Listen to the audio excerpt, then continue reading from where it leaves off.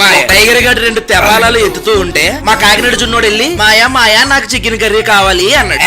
మొన్నే కదరా తిన్నాం అని ఈడు అన్నాడు. చచ్చిపోతున్నాడు రా బాబు నీతో అని చెప్పేసి మొత్తానికి వండడానికి వెళ్ళాడు. ముందు చికెన్ తీసుకుని అందులో పసుపు వేసేసి కడిగేసుకున్నాడు మాయ. తర్వాత ఆ చికెన్ లో 2 స్పూన్లు కారం పసుపు వేస్తుంటే మాయ మా అమ్మ అలా ఉండదు అంటున్నాడు. దానికి టైగర్ గడు రే మాట్లాడే భాషలు ఎన్ని ఉంటాయో చికెన్ వండే పద్ధతి కూడా అన్నే ఉంటారా, నువ్వు నా బుర్ర తినగరా బాబు అని. సరిపోయేంత ఉప్పు, 1 స్పూన్ అల్లం వెల్లుల్లిపాయ పేస్ట్, అందులో 1 నిమ్మకాయ పిండి, తర్వాత పెరిగేసి దానికి చూడండి బాబు అయ్యి బాబు ఏం చేసేస్తున్నాడో అంటున్నాడు. తర్వాత 10 నుంచి 1 అరగంట ఫ్రిడ్జ్ లో పెట్టేసుకుని ఈ గ్యాప్ లో ఉల్లిపాయలు పచ్చిమిరపకాయలు అన్ని కట్ చేసుకోవాలి మాయ. తర్వాత ఒక గిన్నెట్టి అందులో కొద్దిగా నూనె వేసి ఉల్లిపాయలు పచ్చిమిరపకాయలు వేసి అది కొంచెం గోల్డ్ కలర్ లోకి వచ్చిన తర్వాత అల్లం వెల్లుల్లిపాయ పేస్ట్ వేసి పచ్చి వాసన పోయిన తర్వాత ఈ కలుపుకున్న చికెన్ మొత్తం అందులో వేసేసాడు. మూత పెట్టి అలా పోగొంటూ వదిలేస్తే కూర అయిపోయింది మాయ. తర్వాత ఎంత గ్రేవీ కావాలంటే అంత నీళ్ళు వేసాడు. ప్లేట్ లో వేడి అన్నం వడ్డించుకుని ఆ కర్రీ కలుపుకుని ఒక ముక్క పెట్టుకుని టేస్ట్ చూసాం. ఇది బాగుంది అన్నాడు బాగలేదు అన్నాడు. ఎలా ఎక్స్ప్రెషన్ అర్థం కాలేదు కానీ టేస్ట్ మాత్రం అదిరిపోయింది. మీరు చికెన్ కర్రీ ఎలా వండుకుంటారు కింద కామెంట్ చేయండి. లైక్ సబ్స్క్రైబ్ మర్చిపోతున్నాయా ఉంటారు.